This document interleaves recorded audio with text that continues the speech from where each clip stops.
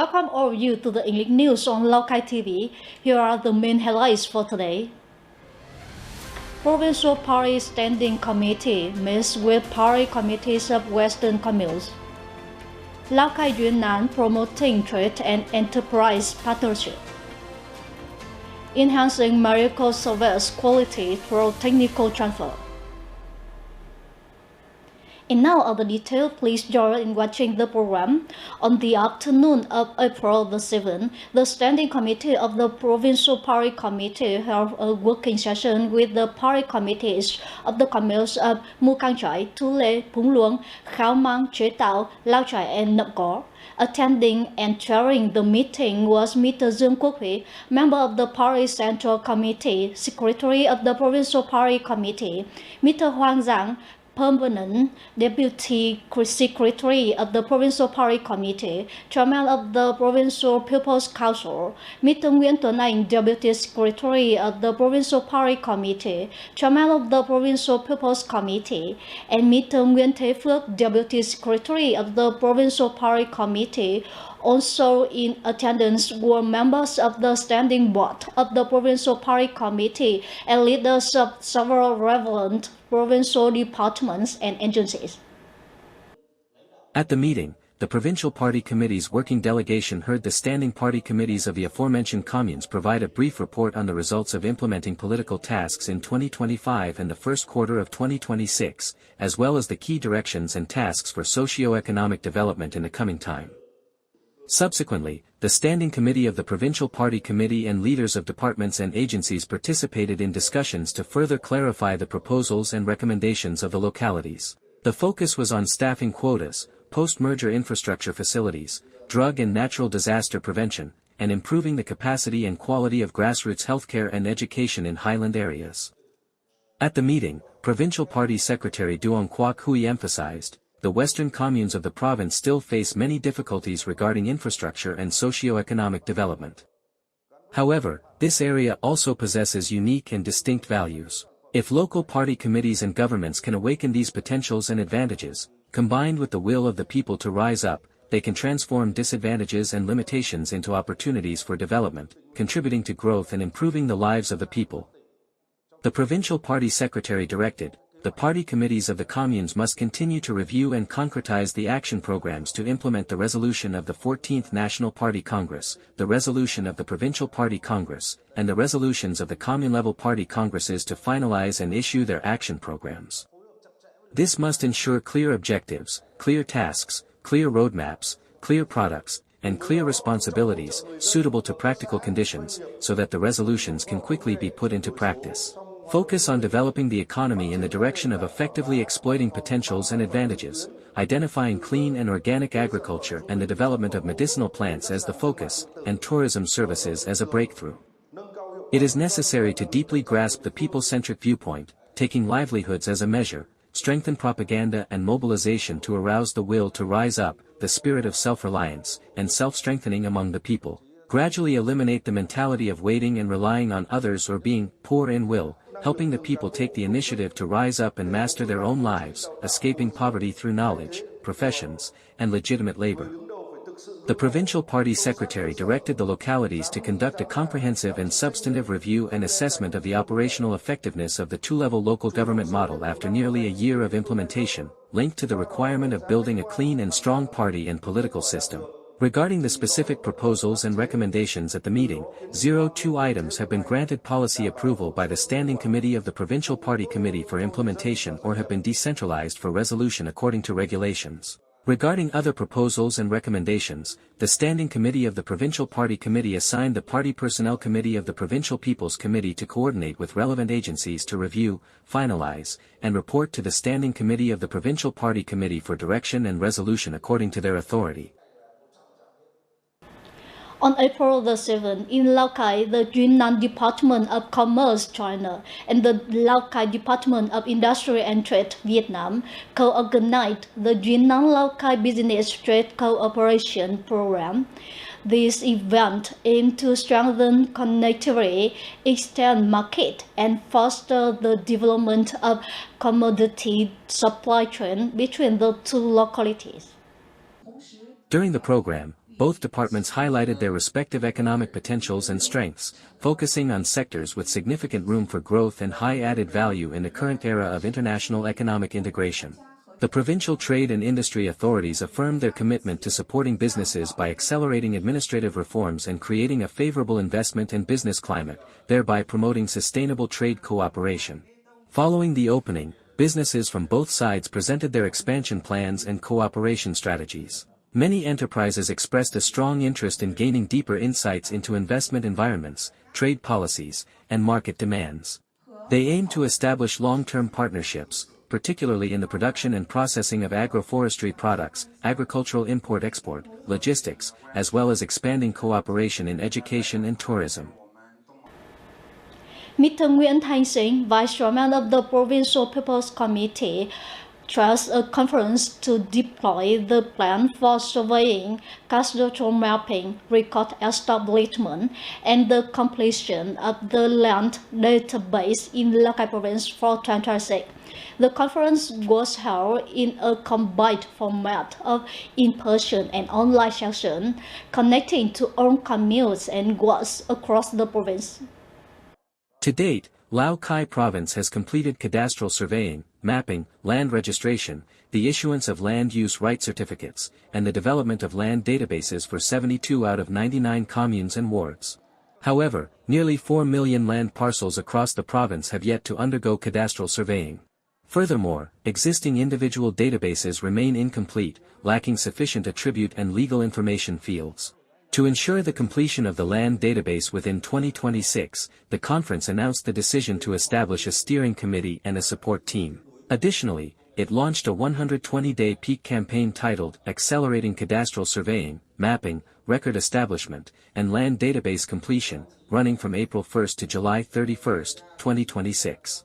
In his concluding remarks, Vice Chairman Nguyễn Thanh Sinh emphasized that completing the provincial land database involves a massive workload within a tight timeframe, requiring intense focus from all sectors and localities. Drawing on experience from the previous 90-day campaign to enrich and clean land data, the steering committee, support team, and local authorities are tasked with assigning specific duties to each member and developing detailed weekly and monthly progress plans.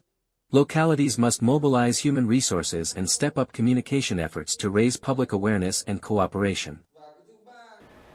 At Sapa High School No. 1, the Lào Cai Provincial Youth Union launched the Lào Cai Youth Say No to Drugs contest and kicked off a campaign to build 100% drug-free communes and wards across the province. The event drew 700 participants in person and connected online with 98 communes and wards. During the program, 99 Youth Say No to Drugs clubs were established simultaneously to promote community awareness. Other key activities included awarding 20 scholarships to underprivileged students and launching the contest, which aims to reach at least 20,000 young people to improve their drug prevention skills. Through this initiative, the Provincial Youth Union called on all youth to act as pioneers, actively spreading anti-drug messages to ensure a healthy environment and meet the 100% drug-free goal for 2026. Sapa, Vietnam has recently been named one of the 50 most beautiful small towns in the world by Condé Nast Traveler. The magazine highlights Sapa's majestic mountains, vast terraced fields, and winding trails. Travelers are invited to explore stunning attractions like Phanxipan Peak, Muong Hoa Valley, O Quy Ho Pass, and the region's breathtaking waterfalls. Beyond the scenery, Sapa offers an authentic highland experience, famous for traditional delicacies like smoked buffalo, armpit pork, black chicken, salmon, and local grilled specialties. These unique flavors and sights make Sapa a must-visit destination for both domestic and international travelers. The Lào Cai Provincial Investment and Construction Project Management Board is accelerating the construction of 4 combined primary and lower secondary boarding schools in the border communes of Amusung, Iti, Mương Khương, and Pha Long. The goal is to complete the project by August 12 to welcome students for the 2026-2027 school year. Launched in late 2025, the projects are currently 20 to 25% complete and are progressing on schedule. Once finished, these schools will provide learning facilities for nearly 4,200 border area students. Despite challenges with weather and terrain, contractors have mobilized maximum resources and machinery to work on multiple tasks simultaneously. They remain fully committed to meeting the deadline and enhancing educational development in Lào Cai's border regions. Improving the quality of grassroots healthcare is a central task, receiving special attention from the health sector. In the Van Yen area, thanks to professional support from Lào Cai Provincial General Hospital No. 1, many modern techniques have been implemented, helping local residents receive better healthcare rights in their home district. These days, the number of patients coming for examination and treatment at the Van Yen Regional Medical Center is increasing. Previously, many cases had to be transferred to provincial levels. However, residents can now undergo specialized techniques locally. With technical transfer and support from Lào Cai Provincial General Hospital No. 1, services such as gastrointestinal endoscopy and CT scans are gradually being implemented effectively. I came here for an examination and had an endoscopy performed right at the Van Yen Regional Medical Center. I didn't have to travel far, which saved costs, and the doctors were very helpful and enthusiastic. The deployment of modern techniques not only aids in the early detection of various pathologies but also enhances treatment efficiency. Furthermore, the medical staff at Van Yen Regional Medical Center are receiving hands-on training to gradually master new equipment and procedures. Recently, Lào Cai Provincial General Hospital No. 1 has come directly to our center to transfer techniques for tonsillectomies and adenoidectomies. These are fundamental procedures in otorhinolaryngology, ENT. Thanks to the province's support, the initial implementation of these techniques has achieved great success. Beyond technical transfer, Lào Cai Provincial General Hospital No. 1 is asserting its leading role in improving grassroots healthcare quality. Through teleconsultation, continuous training, and hands-on guidance, the professional capacity of lower-level facilities has been significantly strengthened, creating effective connectivity in medical activities. Following professional support from Lào Cai Provincial General Hospital No. 1, our center has assigned doctors to coordinate with the provincial hospital to perform advanced techniques. The quality of our specialized services has improved, evidenced by the surge in patient visits and high levels of patient satisfaction. Technical transfer and professional support are step-by-step elevating the quality of grassroots healthcare. This not only reduces the pressure on higher-level hospitals but also ensures that citizens' rights to timely, effective, and sustainable healthcare are guaranteed. Once found only in Highland Home Garden, the black chicken, a specialty livestock breed, is gradually becoming a valuable commercial commodity.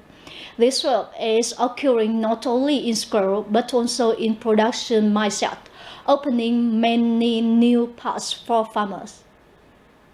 Starting from small-scale experimental rearing of the native Hmong black chicken, Mr. Pham the Cause family in Van Phu Ward has progressively expanded their operations, maintaining about 700 birds per batch. To improve efficiency, Mr. Kaw prioritizes full vaccinations and strictly follows biosecurity farming protocols. As a result, his flock grows steadily with minimal disease risks, building strong market trust. This breed has excellent resistance and rarely gets sick. Furthermore, my research shows that Hmong chicken meat is delicious and easy to sell. Often, we cannot produce enough to meet market demand.